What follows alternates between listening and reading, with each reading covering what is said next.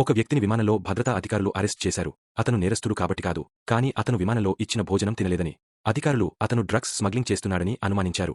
దాదాపు 20 గంటల ప్రయాణంలో అతను ఒక్క ముక్క కూడా తినలేదు. ఖచ్చితంగా అతను మలవిసర్జన చేయకూడదని ప్రయత్నిస్తున్నాడని వారు భావించారు. పోలీసులు జాన్ శరీరంలో డ్రగ్స్ దాచాడని నమ్మారు, కానీ జాన్ వారు తప్పు అని చెప్పాడు. భోజనం తినకపోవడం ఎందుకు తనను నేరస్తుడిగా చేస్తుందని అతను ప్రశ్నించాడు. పోలీసులు సమాధానం చెప్పలేక అతన్ని పరీక్ష కోసం హాస్పిటల్కి తీసుకెళ్లారు. డాక్టర్ చెప్పిన ప్రకారం జాన్ కడుపులో గుర్తు తెలియని వస్తువులు ఉన్నాయి, కానీ అవి ఆహారం కాదని మాత్రం తెలుసు. అవి డ్రగ్స్నా కాదా అని తెలుసుకోవడానికి జాన్ బాత్రూం ఉపయోగించే వరకు వేచి చూడాలి. అప్పుడు పోలీసులు జాన్ని ఒక హోటల్కి తీసుకెళ్లారు. అక్కడ చట్టం ప్రకారం అతన్ని 7 రోజుల వరకు డిటైన్ చేయడానికి వారికి అధికారం ఉంది. ఒకవేళ ఏమీ దొరకపోతే అతన్ని ఛార్జీలు లేకుండా విడుదల చేస్తారు. ఒక సైకాలజిస్ట్ని తీసుకొచ్చారు. అతను జాన్ని అడిగాడు, ఒకవేళ నీవు డ్రగ్స్ దాచలేదు అంటే ఎందుకు భోజనం తినడం లేదు, బాత్రూంకి వెళ్లడం లేదు? జాన్ చెప్పాడు, తనకు తీవ్రమైన మలబద్ధకముందని, అందుకే వెళ్లలేకపోతున్నానని. అప్పుడు అతను గాలి వదిలాడు.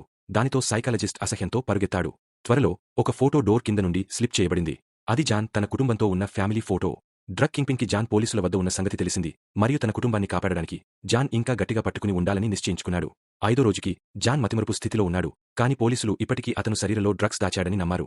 వారు అతన్ని మరో 3 రోజులు డిటైన్ చేయడానికి అనుమతి కోరారు. ఈ అదనపు సమయం జాన్కి చాలా ఎక్కువైంది. ఆ రోజు పోలీసులు అతని ఆహారంలో లాక్సేటివ్ కలిపారు. దాని ప్రభావంతో అతను యాదృచ్ఛికంగా డ్రగ్స్ని వదిలాడు. అదృష్టవశాత్తు పోలీసులు గమనించలేదు. తర్వాత అధికారులు బాత్రూంకి వెళ్లినప్పుడు జాన్ డ్రగ్స్ని తీసుకుని వారి నీటిలో కలిపాడు. వారు తిరిగి వచ్చి నీరు తాగినప్పుడు వెంటనే స్పృహ కోల్పోయారు. జాన్ అవకాశం చూసుకుని బాత్రూంకి పరుగెత్తి అన్ని డ్రగ్స్ని వదిలి వాటిని టీవీలో దాచాడు. చివరి రోజున పోలీసులకు వారి ఉన్నతాధికారుల నుండి జాన్ని విడుదల చేయమని ఆదేశం వచ్చింది. ఫోన్ పెట్టేసిన తర్వాత జాన్ అధికారులను ఎగతాళి చేశాడు. అప్పటికీ అతని శరీరంలో డ్రగ్స్ ఏమీ లేవు.